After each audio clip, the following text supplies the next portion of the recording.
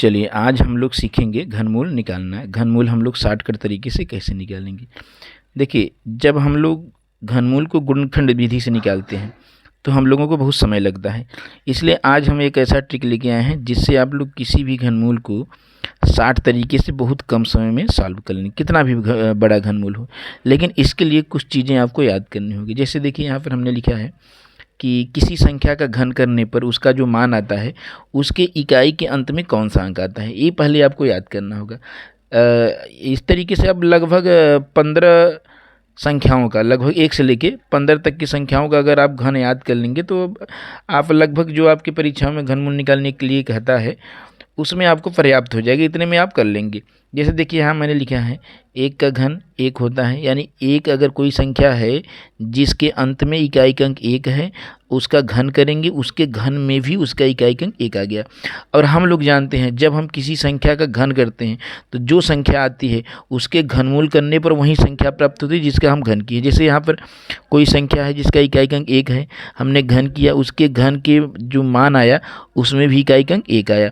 फिर हम उसका घनमूल निकालेंगे तो वह लास्ट में वही संख्या आएगी, तो उसके भी इकाई के अंक में 1 आएगा, यानी 1 है तो 1 ही रहेगा। उसी प्रकार देखिए 2 अगर है, किसी संख्या के अंत में 2 है और उसका हम घन कर रहे हैं तो घन करने पर जो संख्या का मान आया वो 8 आया। यानी अगर किसी संख्या के अंत में इकाई का अंक 2 रहेगा, जब उसका हम घन करेंगे तो 8 आएगा। और अगर 8 आ गया, 8 आने का मतलब इकाई का अंक 8 आएगा, इकाई के अंक में उसके 8 आएगा।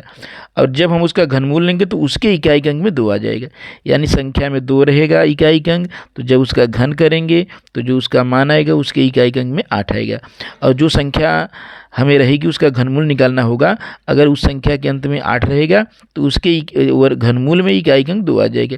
इसी प्रकार देखिए, यहाँ पर अगर कोई संख्या है जिसका इकाई का अंक 3 रहेगा, तो जब हम उसका घन करेंगे तो उसके इकाई के अंक में 7 आएगा। और जो संख्या अगर हमारे सामने है और उसके इकाई के अंक में 7 है, तो जब हम उसका घनमूल करेंगे तो उसके इकाई के अंक में 3 आ जाएगा।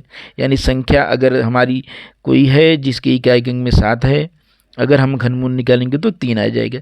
अब अगर 3 है तो उसका घनमूल निकालेंगे तो 7 आ जाएगा। जैसे यहाँ पर देखिए, ये संख्या हमारी है 343, 3 है लास्ट में, तो जब हम इसका घनमूल निकालेंगे उसकी इकाई के अंक में 7 आ जाएगा।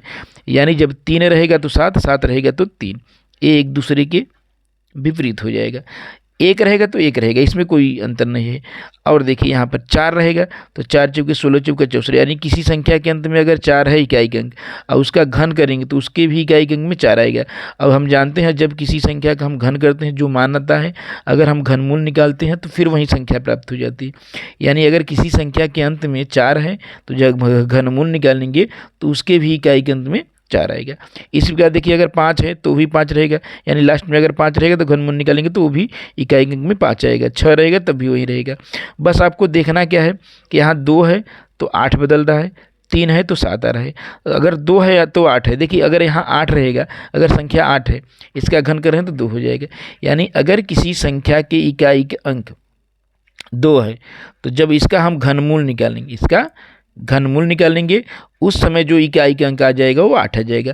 और अगर 8 रहेगा तो घनमूल निकालेंगे तो उसकी इकाई के अंक में 2 आ जाएगा। यानी 2 का 8 में 8 रहेगा तो 2 में, और 3 है तो उसका 7 आ जाएगा। यानी किसी संख्या के अंत में 3 रहेगा तो जब हम इसका घनमूल निकालेंगे तो उसकी इकाई के अंक में 7 आ जाएगा। लेकिन अगर 7 रहेगा, किसी संख्या की इकाई का अंक 7 रहेगा, तो जब हम उसका घनमूल निकालेंगे तो उसके इकाई के अंक में 3 आ जाएगा।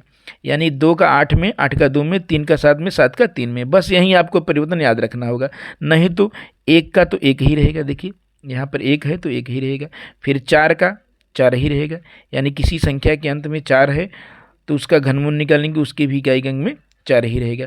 इसी प्रकार देखिए यहाँ पर जो है 5 रहेगा तो भी 5 ही रहेगा। देखिए यहाँ पर 5 है तो 5 ही रहेगा, 6 है तब भी आपका 6 ही रहेगा, उसके बाद आपका 9 है तो आपका 9 ही रहेगा। तो इस तरीके से फिर उसके बाद रिपीट होगा। 1 11 करेंगे, फिर 1 आ जाएगा, 1 का 1 रहेगा, फिर 2 है तो 8 हो जाएगा। देखिए 8 रहेगा फिर 2 आ जाएगा, 3 है तो 7 आएगा, और 7 रहेगा तो 3 आ जाएगा। तो इस तरीके से अब रिपीट हो जाएगा। जैसे एक सवाल हम आपको दे रहे हैं, जैसे मान के चलिए आपके सामने है 1728, इसका हमको घनमूल निकालना है। तो सबसे पहले हम आपको बता दें कि घनमूल निकालने के लिए हम कितने का पेयर बनाते हैं, 3 3 का। अब देखिए हम लोग जानते हैं कि जब हम घनमूल निकालते हैं तो घनमूल में 3 का पेयर बनाया जाता है। यहाँ भी हम लोग 3 का पेयर बनाएंगे, दाहिनी तरफ से 3 का पेयर बनाएंगे। जैसे यहाँ पर देखिए 728 लास्ट में है, यहाँ 3 का पेयर बनाएंगे 728 हो जाएगा। बचेगा क्या? 1। तो जब हम पहले यहाँ देखते हैं, हम पेयर बनाए हैं तो लास्ट में क्या है, इकाई अंक कितना है? 8 है।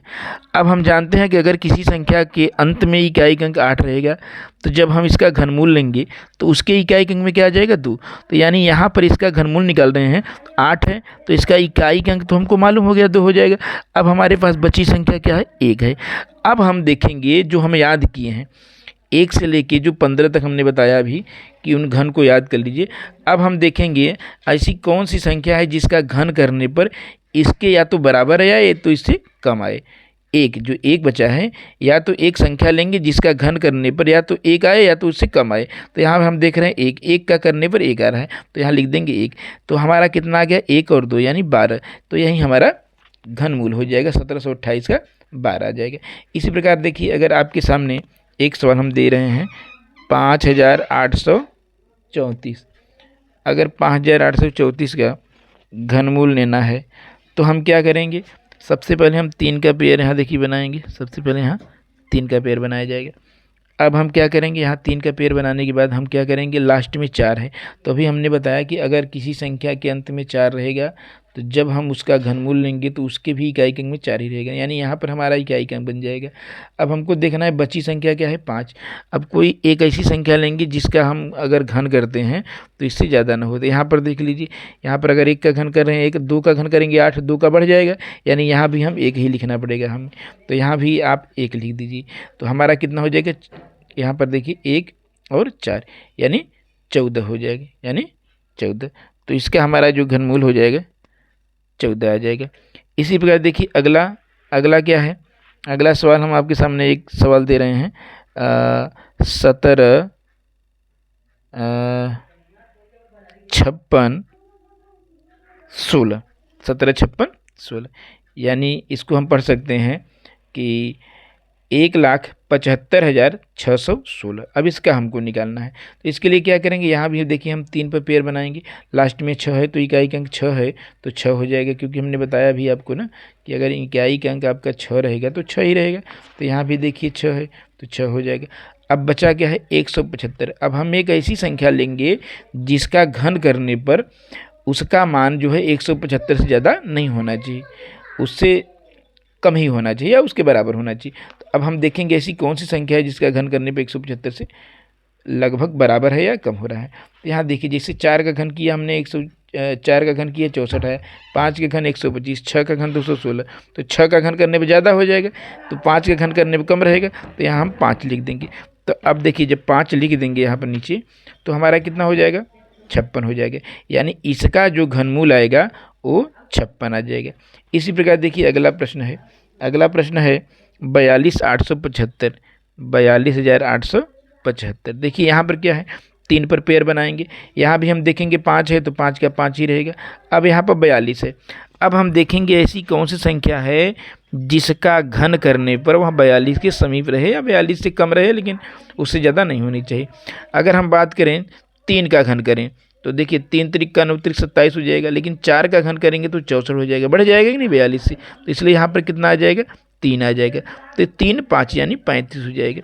तो इस तरीके से हम किसी भी संख्या, कितनी भी बड़ी संख्या ले लीजिए, उसका घन अगर आपको निकालना है तो आप इस तरीके से लगभग 15 तक संख्याओं का घन अगर आपको याद रहेगा तो आप बड़ी आसानी से कम समय में किसी भी संख्या का घनमूल निकाल सकते हैं।